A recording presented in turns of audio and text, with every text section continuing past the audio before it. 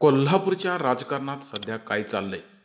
जिथे बघाल तिथे एकच चर्चा स्थानिक स्वराज्य संस्थांच्या निवडणुकीच्या रणधुमाळीची।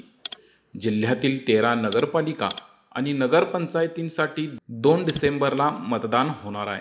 पण या निवडणुकीनं राजकारणाच्या अक्षरशः चिंधड्या उडवल्यात।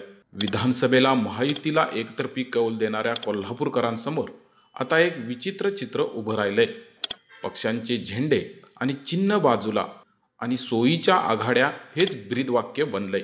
जयसिंगपूर येथे आमदार राजेंद्र पाटील यड्रावकर आणि भाजपचे सावकार मदनाईक यांची आघाडी आहे। याला उद्धव सेनेचाही पाठिंबा आहे।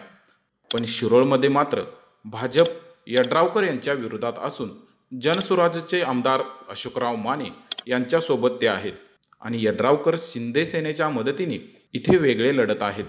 म्हणजे एकाच जिल्ह्यात एकाच पक्षाची इथं 2 रूपं पाहायला मिळतात। आता बघा, काँग्रेस, भाजप आणि शिंदे सेना गडहिंग्लजमध्ये खांद्याला खांदा लावून लढत आहेत। पण हातकलंगलेत हेच पक्ष एकमेकांविरोधात शड्डू टोकून उभे आहेत। आजऱ्यात शिंदे सेना भाजप विरोधात काँग्रेस, राष्ट्रवादी आणि उद्धव सेना एकत्र आलेत। कागलमध्ये कट्टर राजकीय विरोधक असणारे मंत्री हसन मुश्रीफ आणि समरजित सिंह घाडगे हे एकत्र आलेत। त्यामुळे या सोयीच्या राजकारणातून एक मोठा बदल दिसतोय, तो म्हणजे पक्षाची चिन्ह गायब झालेत। आपल्या पक्षाचे उमेदवार निवडून आणण्याची धडपड असताना बहुतांशी ठिकाणी उमेदवारांनी आघाड्यांचे चिन्ह स्वीकारले आहे।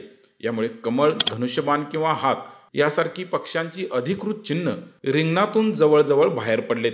या निवडणुकीत 8हून अधिक राजकीय पक्ष म्हणजेच काँग्रेस, राष्ट्रवादीचे दोन्ही गट, भाजप, शिंदे सेना, उद्धव सेना, जनसुराज्य, जनता दल आणि मनसे सक्रिय झालेत। त्यामुळे इच्छुकांना ताकद मिळाली। मात्र या निवडणुकीत पक्षांची जागा आघाड्यांनी घेतली।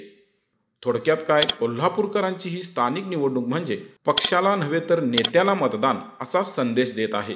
राज्याच्या राजकारणातले पारंपरिक विरोधक इथे स्थानिक पातळीवर हातात हात घालून फिरताना दिसत आहेत। मतदारांसाठी हा गोंधळ असला तरी स्थानिक प्रश्न सोडवण्यासाठी कोणत्या आघाड्यांना ते संधी देतात हे 2 डिसेंबर नंतरच स्पष्ट होईल।